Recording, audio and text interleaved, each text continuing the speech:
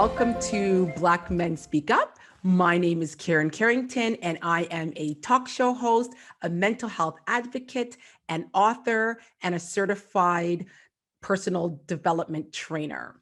I am your host for tonight. And for those of you who may not know me, I am known to do interviews with men all around the world from all walks of life and bring their stories to the forefront in a safe, judgment-free zone. So what Black Men Speak Up is all about is Roots Community Services has a monthly program, and there is a place for Black men to share their stories, to share about their issues, whether it be fatherhood, mental health, divorce, relationships, forgiveness, substance abuse. This is a place where we could have that discussion. So Shane, he is the program lead. He can be contacted at shane@rootscs.org. And what he offers is complimentary therapy for men who identify as Black. So that being said, I just want to do some really simple housekeeping. We always want to make sure that the comments are community friendly. This is a safe space for Black men to have their voice and share their opinions. So we want to make sure that we always have our comments respectful and community friendly. That being said, let's get right into it. This Black Men Speak Up is a special edition.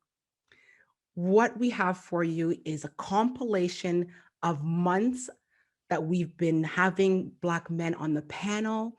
And what we've done for you today is we're going to go down memory lane with some powerful stories that maybe some of you have missed, maybe some of you have heard, and we definitely want to bring those stories back to the forefront. So what we're going to do is bring up some stories from Black men around the world who have shared their stories, and we will hear some of those tonight. That being said, we're going to start with our first story, and we're going to talk about relationships. I have a really good friend of mine, Carlos. Carlos, my next guest. Carlos, are you with me? Yes, I am. Yes. I'm taking a deep breath because you and I have been working on this for quite some time. Mm-hmm. And I am glad that you and I did some work together before we went live today, because I do understand the sensitivity of this topic. And I just want to thank you in advance for being so transparent and willing to share here tonight. Thank you. Thank you for giving me and all the Black men here this opportunity and this platform to share our experiences and our stories in hopes that it can be a source of healing, encouragement, strength, inspiration, and knowing that that we're not alone, that we as Black men can talk to one another, we can come together, we can talk to one another, not feel afraid or feel ashamed, and we can be empathetic with each other, because we as Black men, there's this bravado that has been put upon us or placed upon us. Sometimes it can be extremely exhausting, not being given or not being allowed to be vulnerable and show our vulnerabilities and our pain and our hurt and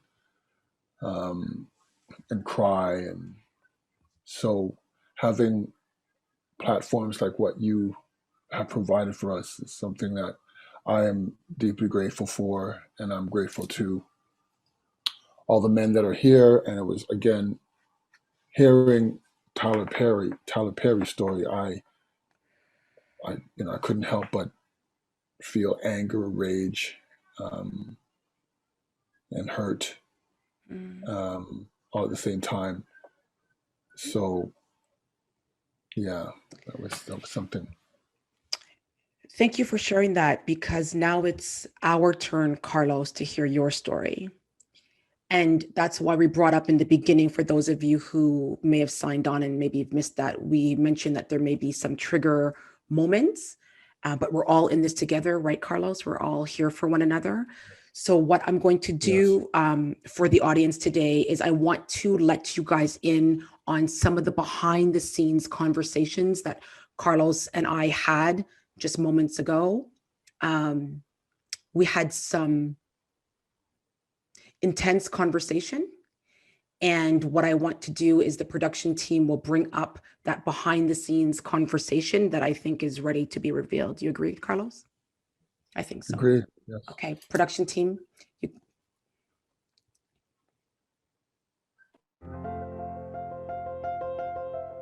Carlos Morgan, it is so good to spend time with you today. And I just want to commend you before we even start for your courage and your bravery. I admire you as a Black man who bravely shares his truth. And so, that being said, I just want to ask you some questions about your journey. And we're going to talk about that because I truly believe it's important for Black men to have a safe space to share their truth. And so, if I could just start right by asking, if you had to list one of the darkest moments in your childhood, what would that be? Oh, one of. Oh.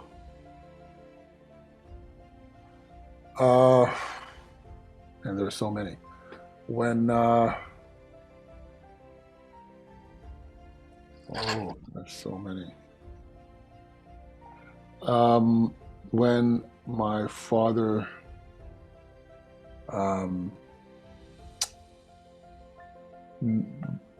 he broke my jaw when I was a child for something that I thought I was doing that was really good. He became extremely angry with me for not asking his permission to become a Christian because I got baptized. I grew up in church and attended church every Sunday with my oldest brother and sister and their mother. And I loved going to church. And when I was 12 years old, 11, 12 years old, my father and his wife split up. And I went to live with my father's wife. And still continuing to go to church. And so it was June 7th, Sunday, June 7th, 1980. They were having a baptismal service at the church that I attended. And I got caught in the quote unquote spirit of what was happening at the church. And I thought I want to be a Christian, and I was singing gospel, and church was like a second home to me. And so during the course of the service, I went to the, I don't like to say my mother, but I went to the woman who I was calling mother, and I told her, or mom, and I told her that I want to become a Christian and I want to be baptized. So that same evening, I got baptized. And my father found out about it. I didn't tell him. 3 weeks later. And so it was around the July long weekend of that same year, 1980. I was 12 years old. And my parents I went to visit my father because at this time they were separated. And he asked me, and he became enraged, and he beat me really bad, broke my jaw, couldn't eat for 3 days. So that was one of many horrifying and traumatic experiences that I went through as a child. And that set, along with many other experiences, that set the pattern in me, or that set the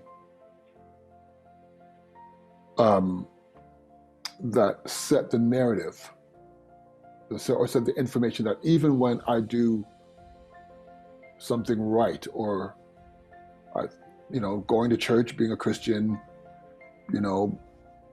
that's all I did outside of going to school, going to church, being a Christian, and I say I want to serve God, and not understanding, but I want to serve God, and I get severely and horrifically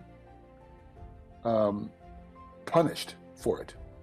And I thought, oh, so even when I do something right, this is the consequence of even doing something right. And that was something that happened a lot growing up, but that was what the darkest time. Yeah.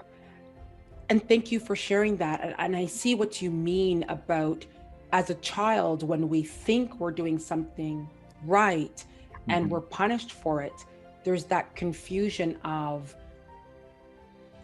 where did I go wrong? How could I do better? A lot of mixed information, and the way you said that set the narrative for other things in your life. I know that there has been abuse in your journey, and that's an example of physical abuse, which, like you said, is horrific.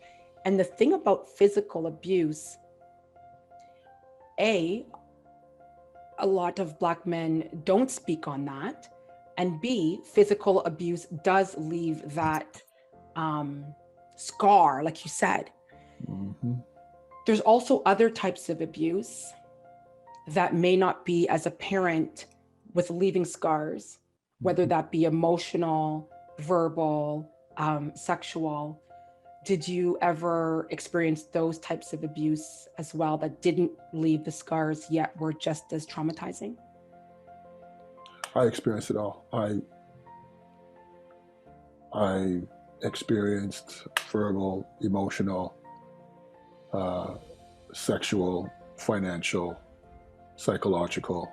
I experienced every one, and to very deep, painful, traumatic, horrifying. And I'm not saying it I'm not being exaggerating. What I experienced growing up as a child has affected and impacted my life, and in very deep, profound ways. The part where you said, Carlos, that I'm not exaggerating, that really means a lot to me that you said it that way, because when we do share our stories of abuse or sexual, sometimes that is said to us, it's exaggerating, or it's been made up or not believed. And you have to kind of say, look, I'm not exaggerating, I'm not lying, I'm telling you, this was painful, this is true. Was there ever a time where someone didn't believe you? Yeah.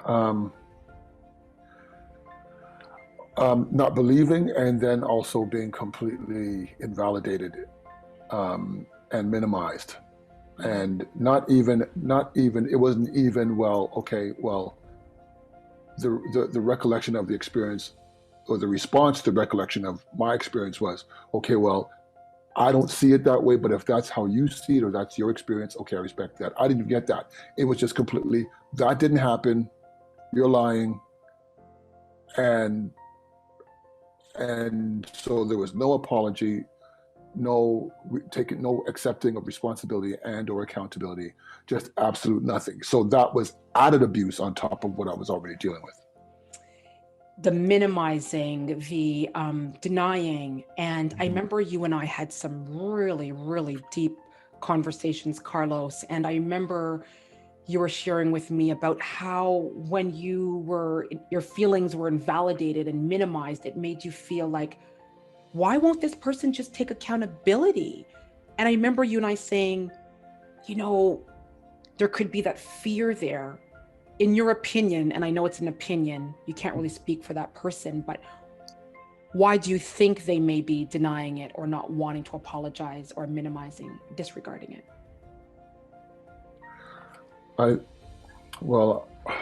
I'll speculate. I think it has to do with, portions of it or aspects of it is pride, complete immaturity, even as a so-called mature adult man and woman, not wanting to maybe feel guilt or shame. But I think the underlying message that I received from them, it had to do with pride. And everything else was an offshoot. So they're not taking responsibility, not taking accountability, and blaming everybody else. I would go as far as to say that if they were to take responsibility or say, okay, I'm sorry, I did this and I'm sorry, the pain or guilt that they would feel themselves and members of my family were not those kind of people. So, with sexual abuse happening within the family, there is that, like you said, shame. There is that shame there. It's in the family, right? And in the Black community, we don't speak about that. And I love that word that you said, shame, and thank you so much for having my book, Shame Over. There's a chapter in there where we speak about sexual abuse. And there is that shame of, if we say it never happened, there's this feeling that maybe it will never come back up. Do you ever feel that it's best that you leave it alone? Do you want closure there? Do you want to have that conversation so that the shame can be over? Do you want to walk away? Where are you at right now with that?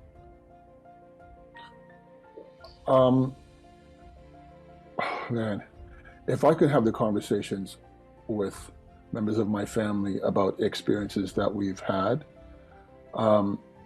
it would no longer, I think my siblings especially and I are at an age where we can talk to each other and say, okay, what happened to us was not our fault.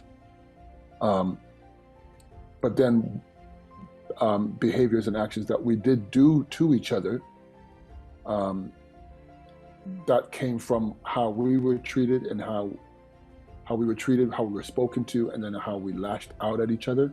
I think now that we're older and mature, that the conversations can be, okay, I'm sorry, or, I'm sorry for what I did or what I didn't do that contributed to your pain. But unfortunately, for the most part, my family, again, members of my family are not the kind of people that I can have those deep, hard, real conversations with. I've tried many years, and again, it's just not there with my family. So what I've had to do is I work through a lot of it on my own, and I struggle with it, because for me, I'm the kind of person, I will say I'm sorry for what I did or didn't do. I take responsibility and accountability, and if there's anything I can do to make amends, I'll do that. But that's not how it is. So I just leave it alone. And that is my favorite part about you. You're always open-minded. You always want to work things out. You always want to get to the root of things, and you take so much responsibility, and you go for your counseling. Mhm. You had mentioned, Carlos, that the abuse, all the abuse that you have endured has affected you in your life. I Mhm. know that we discussed a sex addiction. Mhm. You had a sex addiction. Can you expand how that played out in your life and how that played a negative effect in your life? So I was sexually abused as a child, and the message that I got, and I'm going to be real here, and I'll say this, I think for Black men and women, um, and this goes way this history of sexual abuse within the Black community goes way back. Um, I won't speak before our time of enslavement as people as enslavement. Now, in my immediate family, I was sexually abused, and that was the only time I felt loved or accepted, was when I was in the act of sexuality or sexual activity as a child. And so again, that set the narrative, that set the information, that was information. The message that said, this is the only time I am loved. So as I got older, into my 20s, I had relationships, and being a young man, we're out here doing what we're doing. Young people were exploring. Mm. But then in my 30s, it got out of control, and the only time I began to realize that all the sexual activity that I was engaging in was coming from my childhood wounds and the message of, well, I'm only good enough when I'm in this sexual activity. I felt worth, I felt validated, I felt worthy, I felt accepted, but it was killing me. It was killing me inside. And it got to the point that I was, for the fourth or fifth time, contemplating suicide again. And so in 2005, I sought out support groups for sex addiction. And for 2 years, 6 days a week, I went to support groups.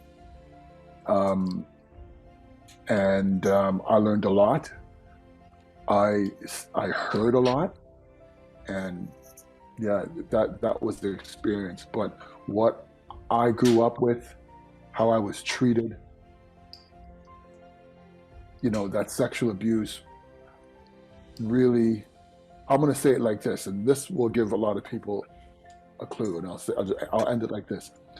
What happened, I do not condone in any way, shape, or form what R. Kelly did, but his experience is exactly like mine. So I empathize with him and what he went through and how he was sexualized, sexually abused, and who sexually abused him. That was my experience. Not condoning how he violated women. I don't condone that at all. I don't accept that at all.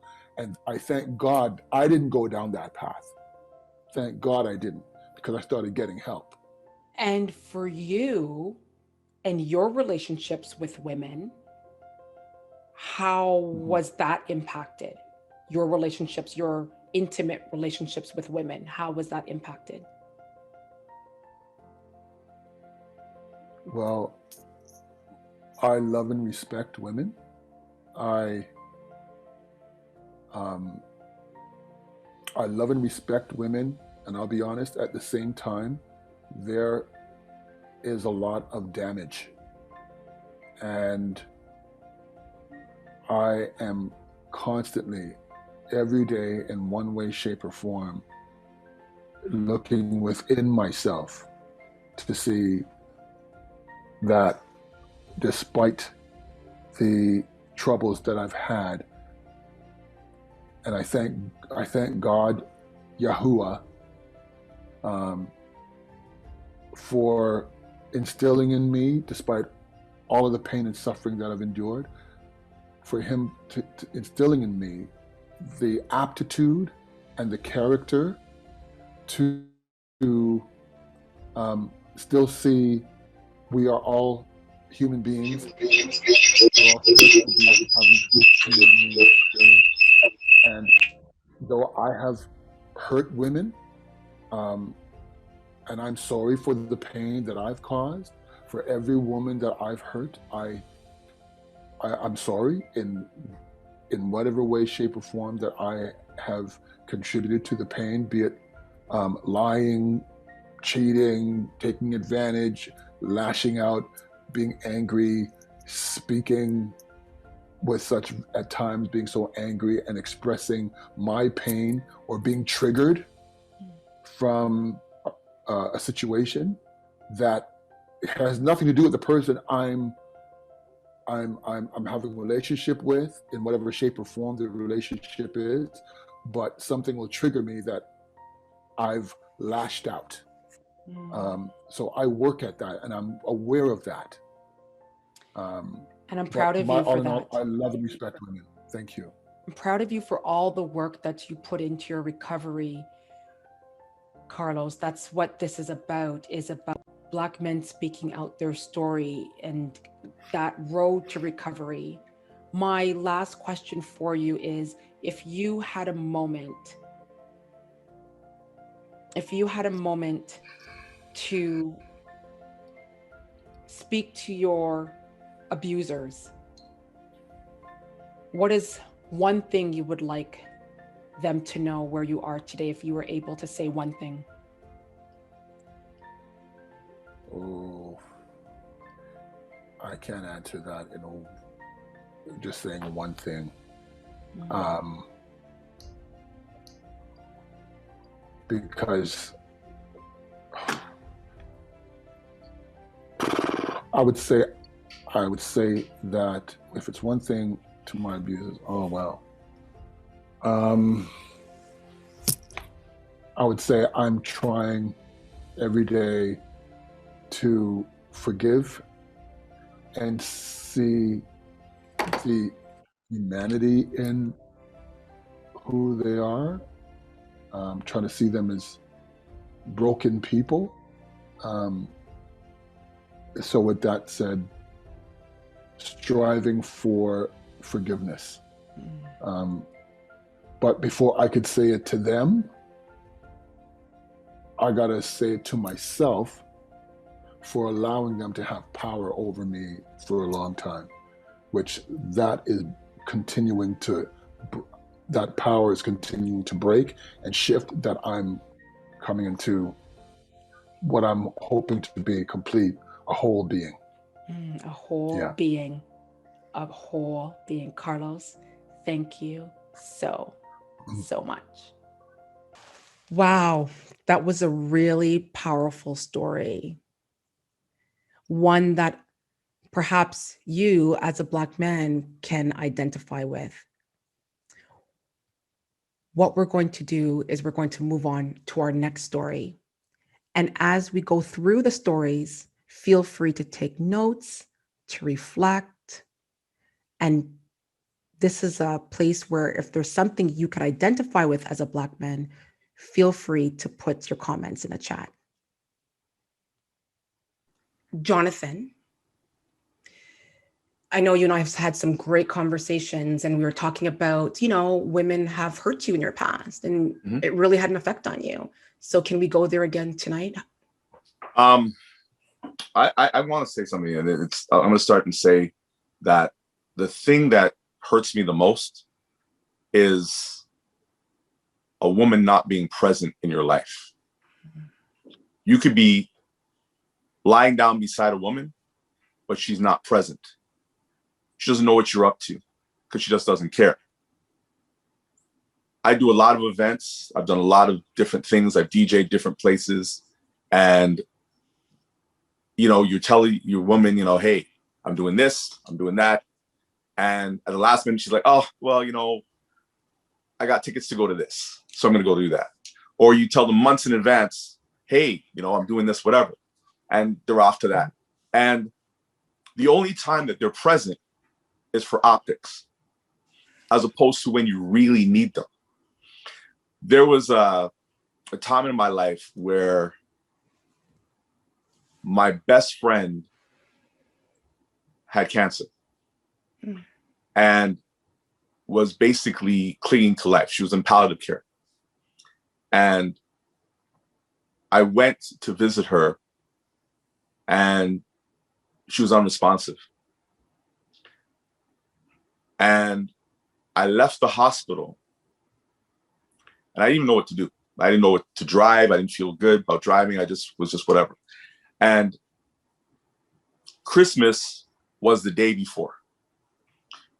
Christmas is the anniversary of my brother-in-law dying of cancer. Here it is, my best friend, the mother of my three godchildren, and she's the godmother of two of mine, is unresponsive. And I remember for the first time ever, I did a Facebook Live and I just poured my heart out. And that night, I got called back to the hospital by her daughter and she passed away. And I watched her take her last. I was in the room when she passed away. I did not see her take her last breath. And I was like, wow. Now keep in mind, from that morning, I hadn't heard from my girl at all. The next day rolled around, and maybe 11 o'clock that afternoon, she's like, hey, where are you? I was basically I didn't hear from her all the time. And I mean, okay, cool. I told her, you know, that Carol had passed away. The next day, another one of my friends passes away in a car accident. So I've had one, memories, whatever. And the whole cancer thing and death and whatever. And I remember I felt that whole period of time, I felt so alone. I felt so not supported. And I went into a new year by myself. And it made me really think about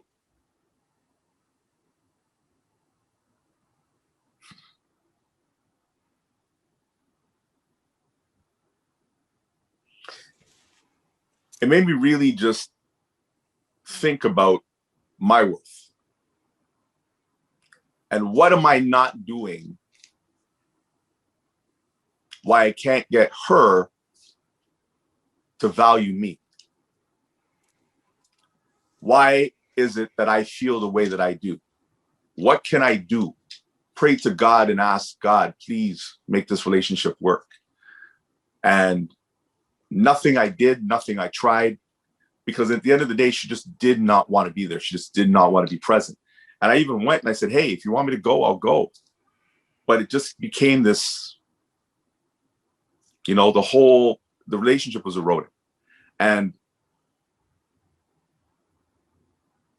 that's for me, doesn't matter what relationship it is, but when a woman is not present, when a woman doesn't even know your size of shirt, when she doesn't even know that, you know, you're on a diet and you're not trying to have any meat.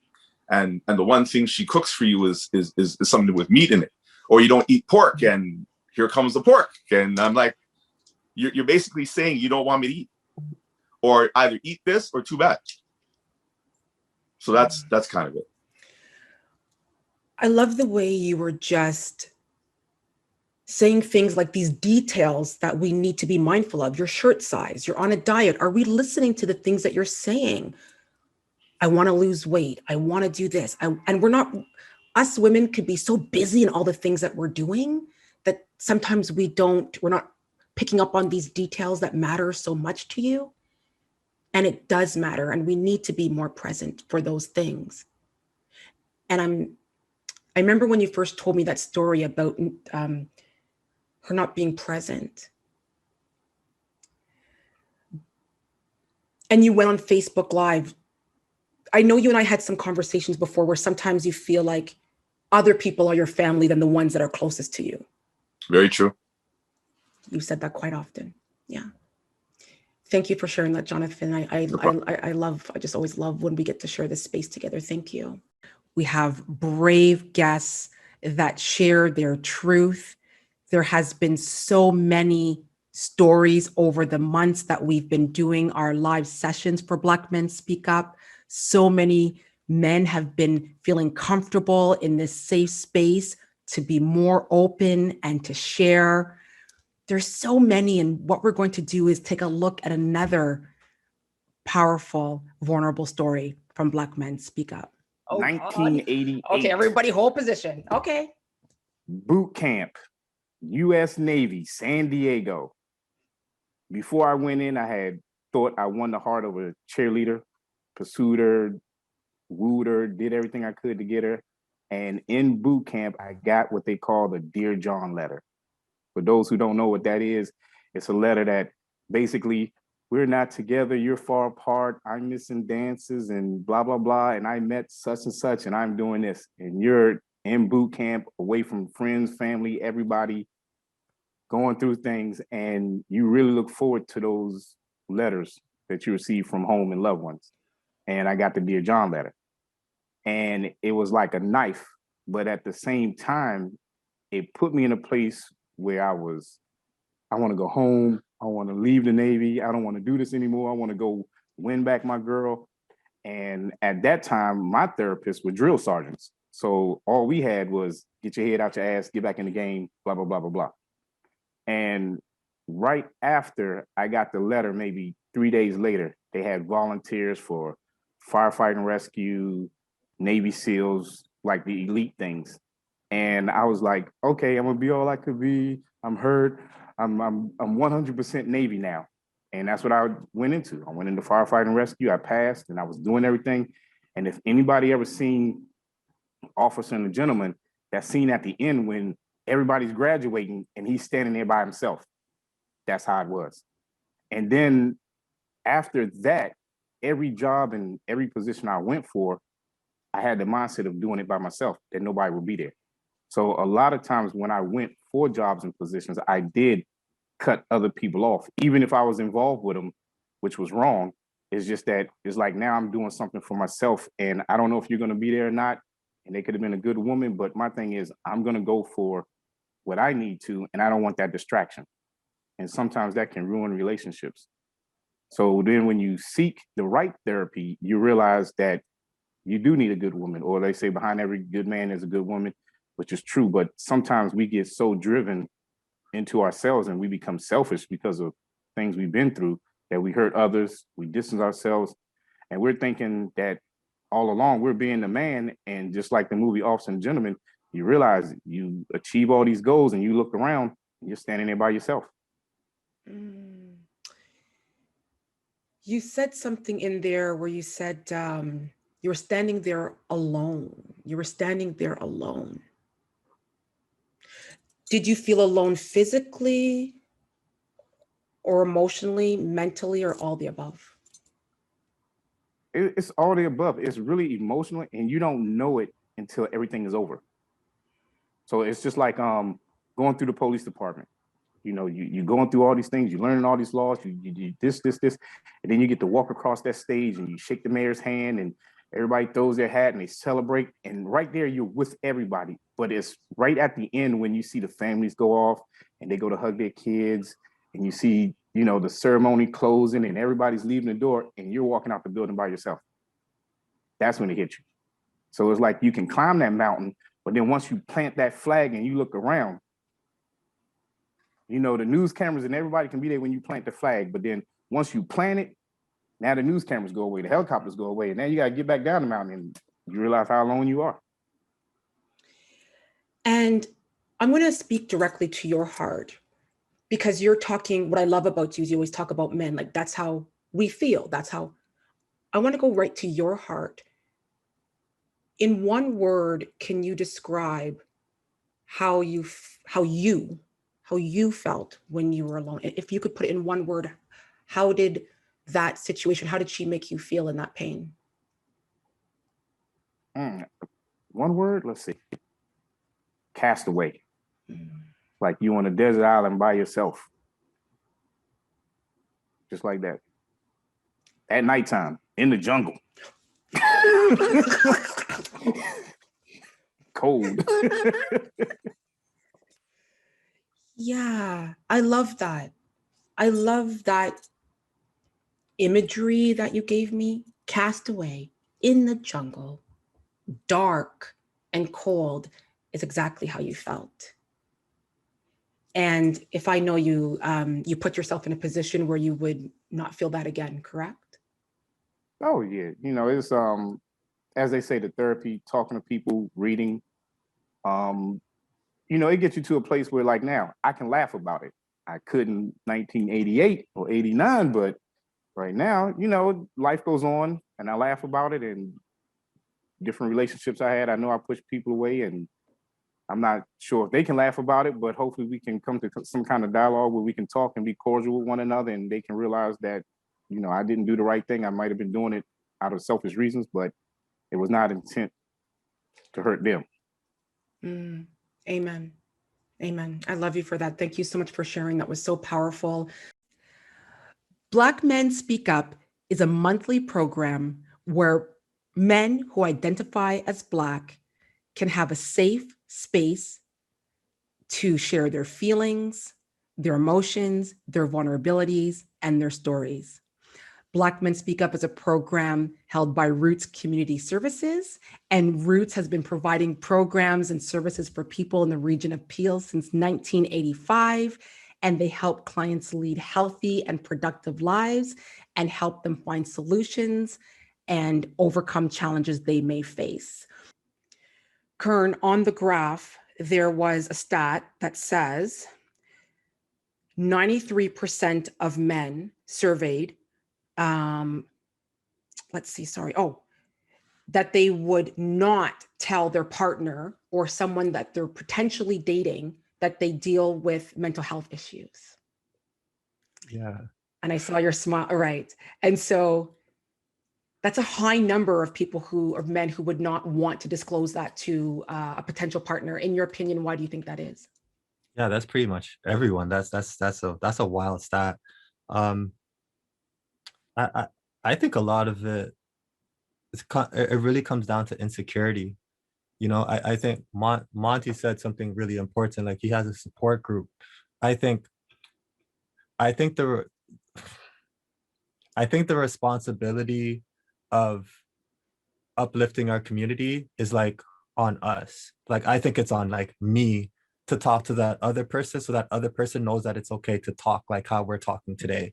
Like I think it's up to me to make sure that the people around me feel like that, because if they're going off of history, or if they're going off of the area they're growing up in, or if they're going off of what they see on TV, or if they're going off of rap music or something like that, like they're going to feel a certain way about admitting whatever they want to, like I feel like I'm having these thoughts, or like I feel if I say this I'm going to feel weak, or I'm going to look a certain way. Like that, it's up to the people around them to change that narrative, because they already they're growing up into that kind of like fire that tells them that no, it's not okay to be.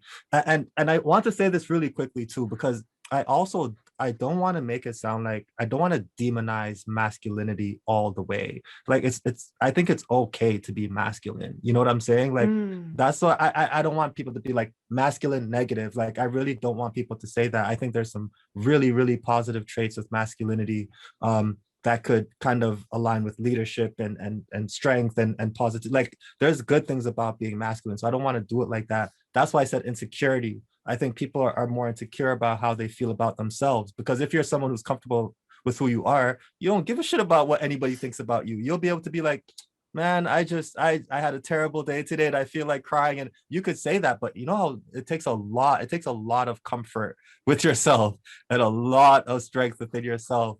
And your self-esteem has to be really, really high for you to do that, especially at a young age. These are things that I'm just realizing right now. I'm in my 30s. So you know what I'm saying? So it takes a lot of that. So it's up to the community to really like create the spaces like there. I'm looking through, so while you're talking, so I was scrolling through to see how many people are here, Karen, and holy shit. And just like how you do this over and over again. But think about the impact that you're having on these communities every month, and then people take this back and then they go make more connections. Like we need 1,000 Carringtons. You know what I'm saying? Like we need to replicate you 1,000 times just to put a smaller dent into this thing, because the impact, what you're doing here is what we need to be able to do in our everyday lives, you know, to give our community a chance, to get rid of the toxic part of the masculinity and the toxic part of that expectation that you have to be tough.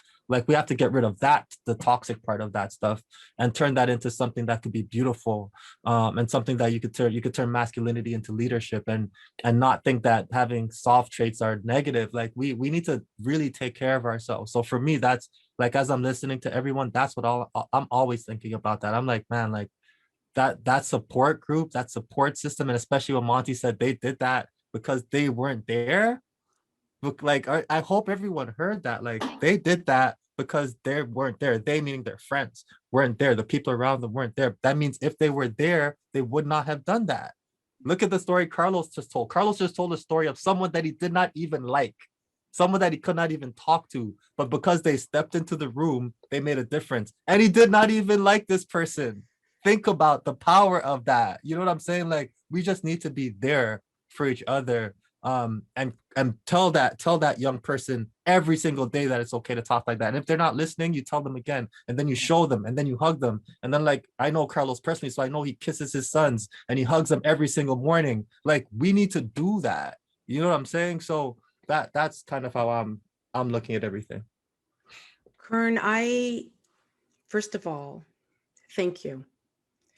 Thank you for saying that, for doing this every month. You never know who's listening and who's watching. And when I speak to each of you on the panel, I have a personal relationship with each of you. And when I speak of your stories, and I said these stories need to come out, you never know. We have people from all around the world tuning in who has heard your story and that you have impacted. So I just want to congratulate you on the panel for showing up and for being so vulnerable. You never know whose life you have saved today. And as you may or may not know, we always end off Black Men Speak Up with an affirmation from my book, Shame Over. Shame Over was written for men and helping them heal and cope and acknowledge mental distress. And so what we're going to do is I'm going to pick an affirmation that you could leave with and meditate on. And this comes from affirmation number 42.